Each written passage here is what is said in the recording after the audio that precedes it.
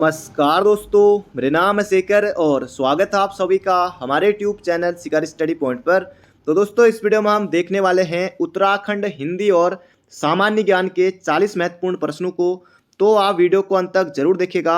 इसके अलावा दोस्तों, अगर आपने और पार्टों को नहीं देखा है तो उन्हें भी दोस्तों आप प्लेलिस्ट में जाकर जरूर से देख लीजिएगा। तो चलिए दोस्तों, वीडियो को शुरू करते हैं और 40 में से आपका स्कोर कितना रहा ये भी कमेंट बॉक्स में जरूर बताएगा। और साथ ही साथ दोस्तों, फिजिकल की भी तैयारी करते रहिए। फिजिकल जैसा कि मैंने आज सुबह आपको अपडेट दिया था कि 15 अप्रैल से आपका फिजिकल होने जा रहा है। एसआई वालों के पास अभी थोड़ा समय है। एसआई वालों का दोस्तों 15 जून के बाद ही होगा और उसको लेकर जो भी अपडेट होगा वो आपको बता दिया जाएगा।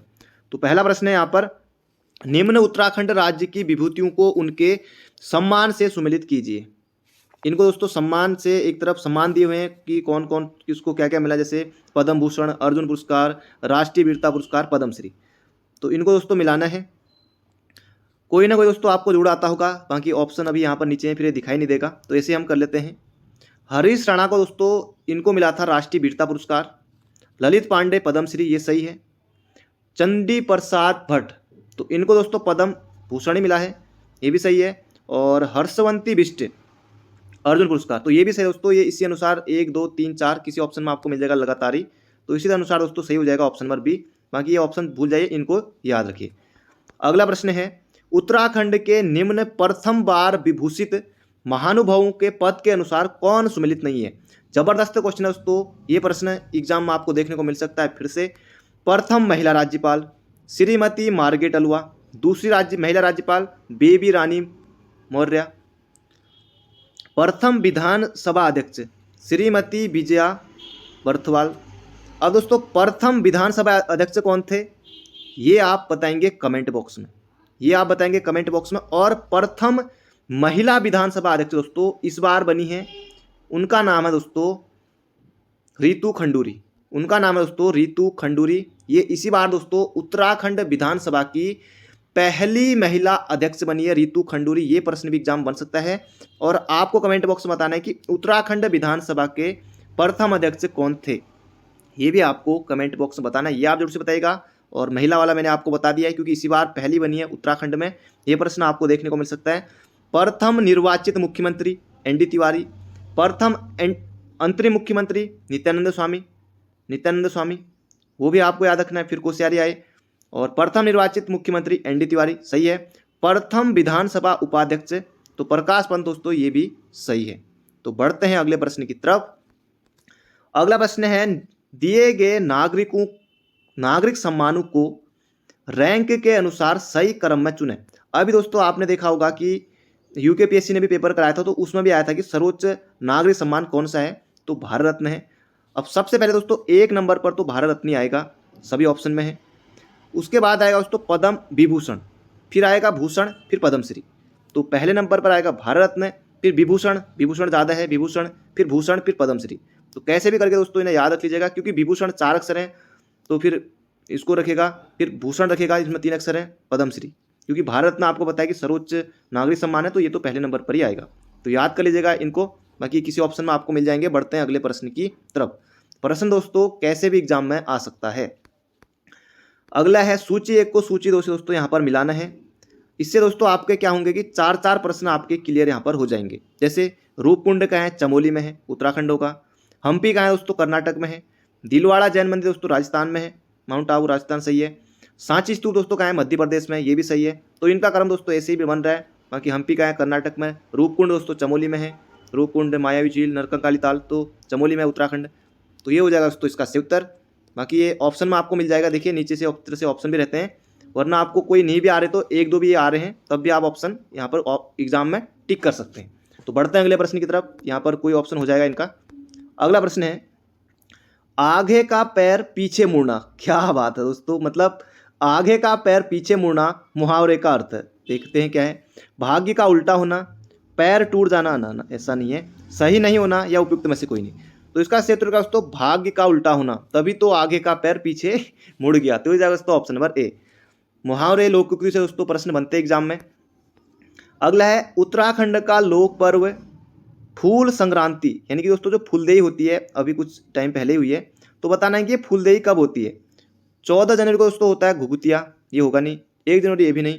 इसका संयुक्त होगा दोस्तों चैत्र मास के प्रथम दिवस पर, और भिटौली वाला पूरा महीना होता है, ये हो जाएगा चैत्र मास के प्रथम दिन पर उत्तराखंड का लोक पर्व फूलदेई। अगला प्रश्न है उत्तराखंड राज्य सरकार के राज्य आंदोलनकारी श्रेणी में नए नियम के अनुसार राज्य की गौ श्रेणी की नियुक्तियों में, समूह गौ की श्रेणी की नियुक्तियों में कितना प्रतिशत आरक्षण दिया जाता है दोस्तों? इनको दिया जाता है कितना? 10। Option number A. अगला प्रश्न है हरिद्वार पर आधारित पुस्तक न्यूज इन इंडिया पुस्तक लिखी है। ये प्रश्न दोस्तों 3 से 4 बार लगभग अभी तक पूछा जा चुका है। हरिद्वार पर आधारित है न्यूज इन इंडिया पुस्तक, इसके लेखक आपको बताने हैं। इसका संयुक्त होगा दोस्तों जॉब फ्रांसिस वाइट। बिल्कुल याद रख लीजिए दोस्तों, रट लीजिए, 2-3 बार अभी तक पूछा जा चुका है। हरिद्वार पर आधारित न्यूज इन इंडिया पुस्तक ये है जॉब फ्रांसिस वाइट की। जबरदस्त क्वेश्चन है, हो सकता है फिर से रिपीट हो जाए, क्योंकि आबकारी में भी आया था। आबकारी का जैसा पुराना पेपर है वो भी मैंने आपको दिया है, आप प्ले लिस्ट में जाकर चेक कर सकते हैं। उसी लेवल का आपका पुलिस कांस्टेबल का पेपर भी आएगा इस बार। जैसा फॉरेस्ट गार्ड का हुआ था, जैसा आबकारी का हुआ था, उसी तरह का पेपर आपका बनने वाला है। कनिष्ठ सहायक का लेवल थोड़ा दोस्तों टफ रहा था, वैसे कनिष्ठ सहायक का हमेशा से पहले से ही टफ रहा है। ब्यास दोस्तों एक तरफ गुफा दी हुई है, एक तरफ स्थान दिए हुए हैं, इनको मिलाते हैं। एक एग्जाम में पूछा गया दोस्तों कनिष्ठ सहायक में कि शंकर गुफा कहाँ है। 1 नंबर के लिए यही पूछा गया, शंकर गुफा कहाँ है? तो देवप्रयाग। 1 नंबर के लिए दोस्तों ऐसे ही पूछा गया। बाकी यहाँ पर हम 4-4 प्रश्न देखेंगे। तो शंकर गुफा दोस्तों देवप्रयाग है। और ब्यास गुफा दोस्तों ये हो जाएगा, ब्यास गुफा बद्रीनाथ सही है। भीम गुफा दोस्तों केदारनाथ। भरत गुफा ये दोस्तों गिरसा में है। बाकी किसी ऑप्शन में लगातार 1, 2, 3, 4 ऑप्शन नंबर ए हो जाएगा इसका सही उत्तर। इन्हें याद रखिए, ऑप्शन भूल जाइए। शंकर गुफा देवप्रयाग इसे जरूर याद रखिएगा। बाकी ब्यास गुफा बद्रीनाथ बाकी उतने इंपॉर्टेंट नहीं, फिर भी याद कर लीजिएगा। भरत गुफा गिरसा और भीम गुफा केदारनाथ। अगला प्रश्न है कंप्यूटर का प्रश्न है ग्राफिक विजुअल ऐड बनाने के लिए एक विजुअलाइट प्लान का उपयोग किया जाता है जिसे कहते हैं डायग्राम, ग्राफ, स्केच या लेआउट। तो इसका सही उत्तर होगा दोस्तों लेआउट। ऑप्शन नंबर सी हो जाएगा इसका बिल्कुल ही सही उत्तर। अगला प्रश्न है भारतीय संविधान में संशोधन की प्रक्रिया दी गई है। अब दोस्तों ये कई बार पूछा जा चुका है, संविधान संशोधन की प्रक्रिया किस अनुच्छेद में? 358, 368, 320 या ये सभी? अब कुछ अभ्यर्थी नए होंगे जिन्होंने थोड़ा बहुत भी नहीं पढ़ा होगा, वो एक उपयुक्त सभी भी कर सकते हैं, लेकिन ऐसा बिल्कुल नहीं है दोस्तों। इसका सही उत्तर होगा अनुच्छेद 368 में संविधान संशोधन के प्रक्रिया के बारे में बताया गया है। तो बिल्कुल याद रखिएगा दोस्तों, ऑप्शन नंबर सी। अगला प्रश्न है भारत किस वर्ष बर्मा यानी कि जो तो म्यांमार है, भारत से किस वर्ष अलग हुआ? ये प्रश्न दोस्तों पूछा जा चुका है कई बार। किस वर्ष बर्मा या म्यांमार भारत वर्ष से अलग हुआ? तो ये हुआ था दोस्तों 1937 में। और अधिनियम कौन सा दोस्तों? अधिनियम भारत शासन अधिनियम 1935 के तहत। ये प्रश्न भी फॉरेस्ट गार्ड में आ चुका है और यहाँ पर उत्तर होगा दोस्तों 1937। याद रख लीजिएगा, किसी को एग्जाम में फिर से रिपीट प्रश्न हो सकता है। अगला प्रश्न दोस्तों अब यहाँ पर हिंदी का प्रश्न आ गया। कम बोलने वाले व्यक्ति को कहते हैं बहुभाषी यानी कि ज़्यादा बोलेगा, मृदुभाषी मतलब मीठा मीठा प्यारा प्यारा बोलने वाला मृदुभाषी, अल्पज्ञ यानी कि दोस्तों जो कम जानने वाला, तो ये अल्पज्ञ भी नहीं होगा। इसका सही उत्तर होगा दोस्तों मितभाषी। कम बोलने वाले व्यक्ति को कहते हैं दोस्तों क्या?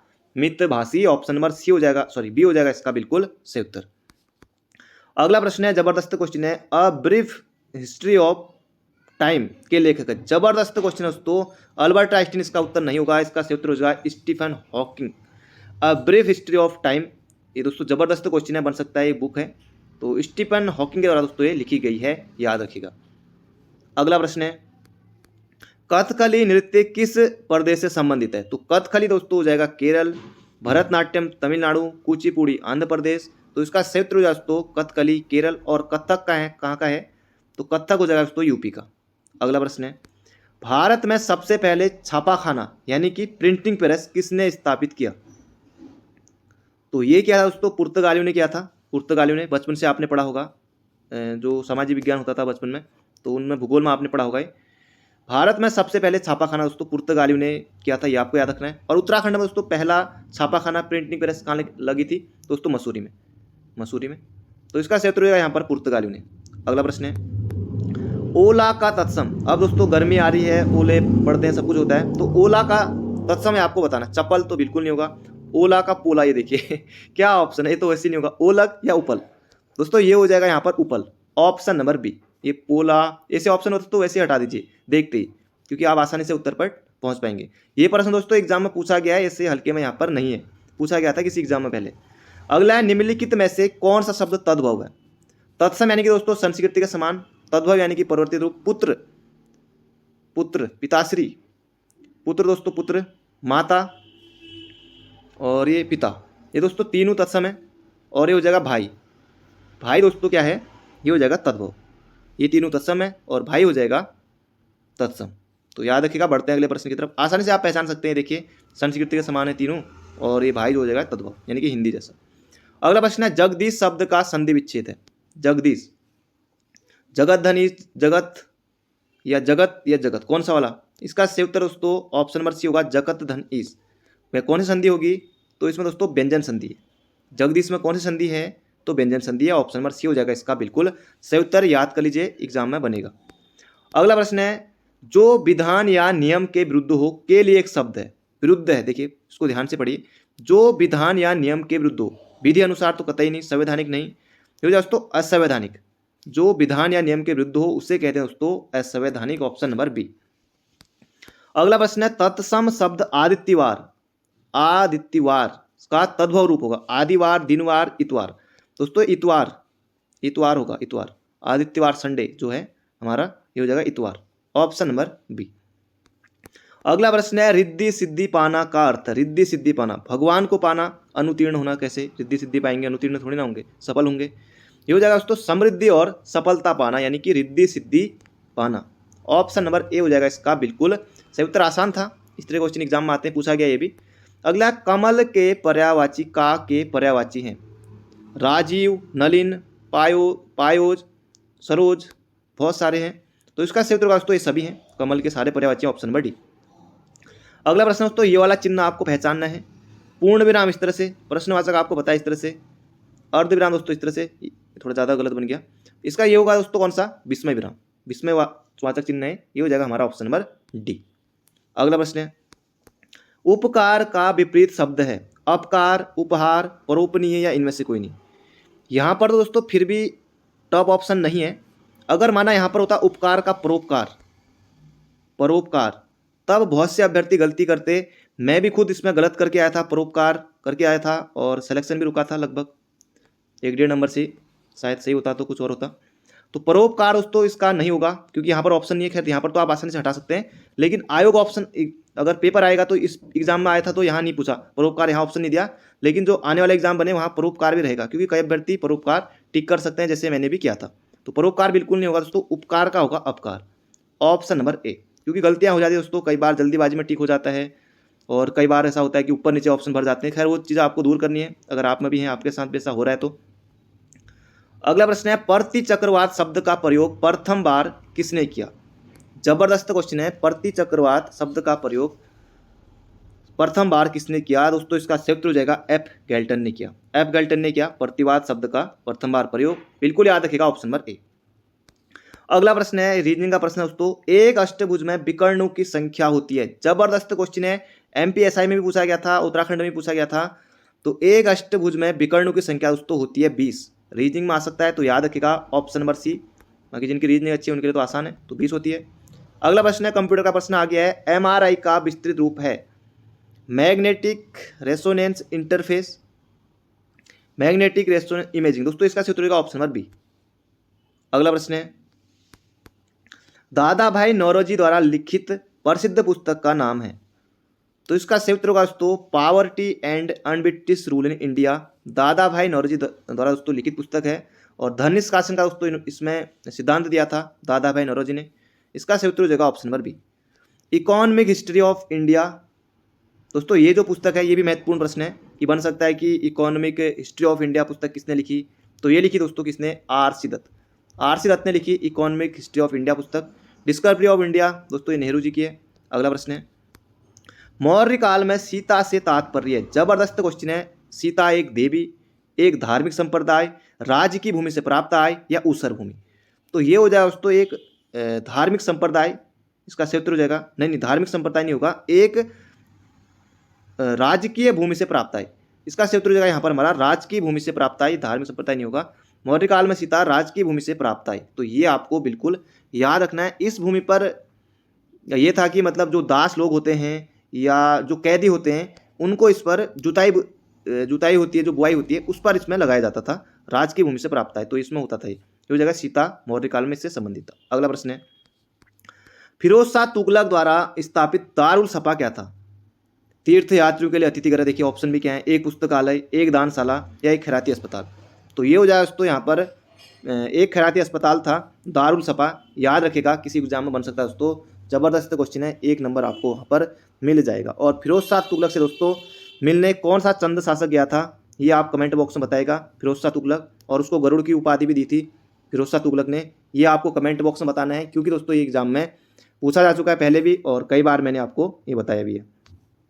अगला प्रश्न है, कौन जहांगीर के दरबार में ब्रिटिश शासक जेम्स प्रथम का राजदूत था? जहांगीर के दरबार में ब्रिटिश शासक जेम्स प्रथम का राजदूत था दोस्तों। इसका सही उत्तर हो जाएगा यहाँ पर विलियम हॉकिंस। ये आपको बिल्कुल याद रखना है। 1608 से लेकर दोस्तों 1630 के बीच में ये जहांगीर के दरबार में रहा था कौन? जेम्स प्रथम का राजदूत विलियम हॉकिंस। तो ऑप्शन नंबर ए हो जाएगा इसका बिल्कुल सही उत्तर। अगला प्रश्न है, अकबर के इच्छानुसार किसने रामायण का फारसी अनुवाद किया? तो रामायण का फारसी में अनुवाद दोस्तों अकबर के काल में किसने किया? इसका सही उत्तर दोस्तों अब्दुल कादिर बदायूनी। अब्दुल कादिर बदायूनी। तो ये आपको बिल्कुल याद रखना है। जबरदस्त क्वेश्चन दोस्तों एग्जाम में हो सकता है कि पूछ लिया जाए। अगला प्रश्न है, माउंटबेटन योजना आधारित थी सांप्रदायिक समस्याओं के समाधान की, देश के विभाजन की, ब्रिटिश शासन की निरंतरता की या सत्ता के हस्तांतरण की?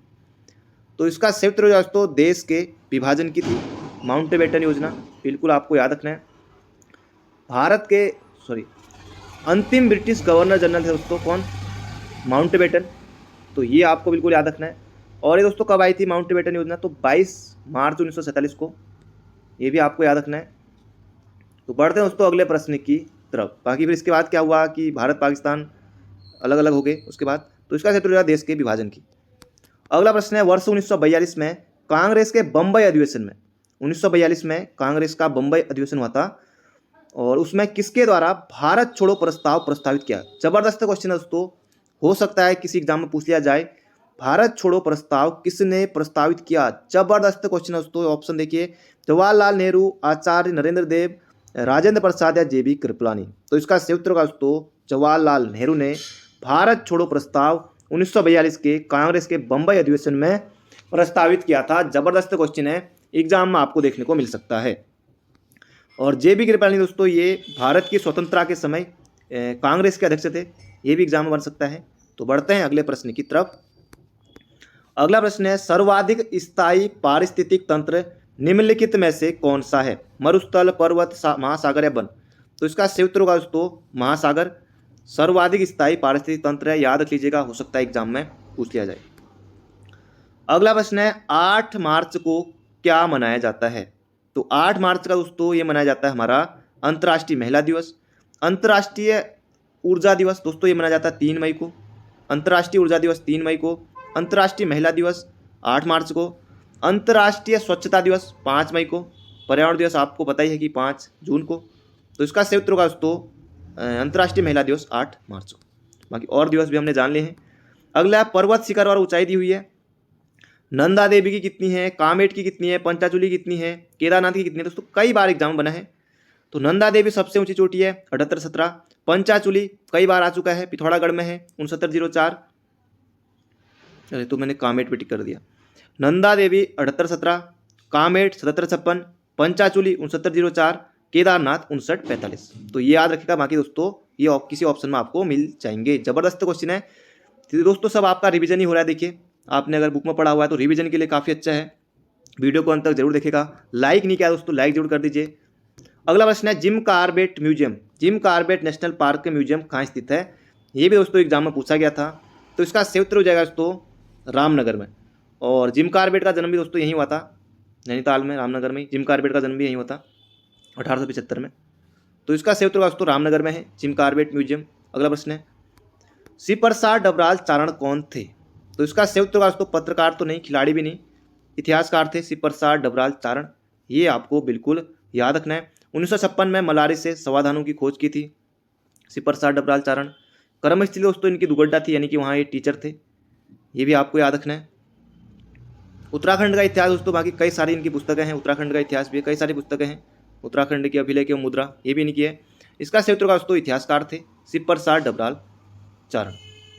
दोस्तों ये थे आज के हमारे महत्वपूर्ण प्रश्न। बाकी मिलते हैं बहुत जल्दी एक नई वीडियो में। चैनल पर नए हो तो चैनल को सब्सक्राइब जरूर कर लीजिएगा। Thank you friend, thank you so much. अपना ध्यान रखिए और तैयारी करते रहिए।